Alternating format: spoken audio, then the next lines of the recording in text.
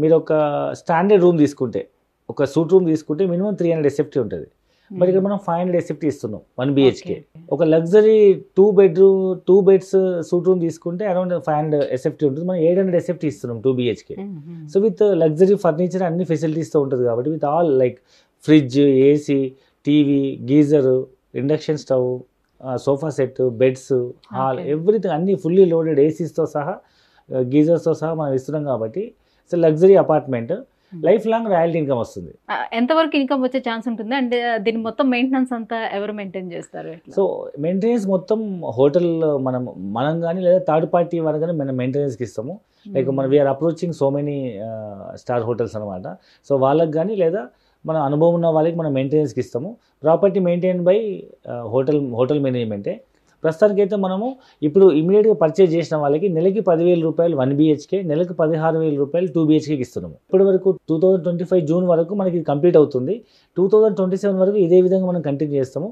2027 నుంచి ఫుల్ పేజ్డ్గా వచ్చిన రెవెన్యూలో 50-50 ఆప్షన్లో ఎక్స్పెన్స్ పోను మిగిలిన 50% ఆదాయంలో 50% రెవెన్యూ మనం స్ట్రేట్ అవే కస్టమర్కి ఇచ్చేస్తాం, ఇన్వెస్టర్కి. అంటే జస్ట్ ఫర్ బై చేసేసి వాళ్ళకి వదిలిపెడితే చాలు, మీకు వదిలిపెడితే చాలు, మొత్తం మెయింటెనెన్స్ అంతా మీరే చూసుకుంటారు, మంత్లీ ఇన్కమ్ అనేది వాళ్ళకి ప్రొవైడ్ చేస్తూ ఉంటారు. ఇవాళ ఎగ్జాక్ట్ చాలా మంది ఎన్ఆర్ఐస్ ఇక్కడ ప్రాపర్టీస్ కొని వాళ్ళు మెయింటెనెన్స్కి ఇచ్చిపోతుంటారు.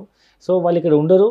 దాన్ని మెయింటైన్ చేయడం ఎంత ఇబ్బంది అంటే ప్రతిసారి ఆ ఇంట్లో ఏ వస్తువు ఉంది, ఏం పాడైపోయింది, ఎలాంటి వాళ్ళకి ఇస్తున్నాము, వాళ్ళు ఏమైనా అసాంఘిక కార్యక్రమాలు చేస్తున్నారా, లేకపోతే వచ్చిన వాళ్ళు ఎవరో అది తెలియదు, దాన్ని దేనికి యూజ్ చేస్తుందో తెలియదు, అపార్ట్మెంట్ వాళ్ళు సరిగ్గా మెయింటైన్ చేయకపోవచ్చు, ఇల్లు పాడైపోవచ్చు, లేదా ప్రతిసారి దగ్గరలో ఉన్న బంధువులను వెళ్ళి అది చూడమని చెప్పడము, సంవత్సరానికి 2-3 నెలలు ఖాళీ ఎవరు ఆక్యుపై చేస్తారా అన్నది టెన్షన్ ఉంటుంది ఒకవేళ ప్లాట్స్ అయితే.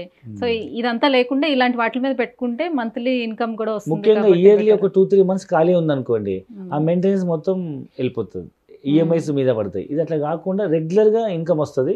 లైఫ్ లాంగ్ మనకు maintenance free and life long royalty income వస్తుంది తరతరాల పాటు.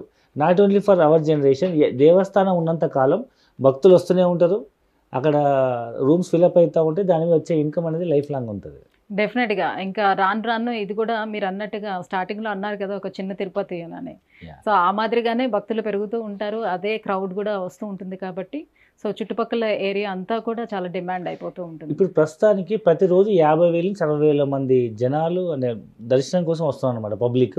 మనం 1% పాపులేషన్ చేస్తారనుకున్నా మన దగ్గర ఉన్న రూమ్స్ అరౌండ్ 575 రూమ్స్. సో ఈజీగా ఆక్యుపై చేయొచ్చు. అట్లీస్ట్ 1% మనం ఎక్స్పెక్ట్ చేసిన అవుట్ ఆఫ్ 100. సో ఈజీగా మన రూమ్స్ అన్ని ఫిల్అప్ అయిపోతాయి, మంచి రాయల్టీ ఇన్కమ్ వస్తుంది. మన సైట్ నుంచి చూస్తే దేవస్థానం కనిపిస్తుంటుంది, నియర్ టు వాకబుల్ డిస్టెన్స్ దేవస్థానానికి. అండ్ ఇప్పుడు ఒకవేళ దేవస్థానం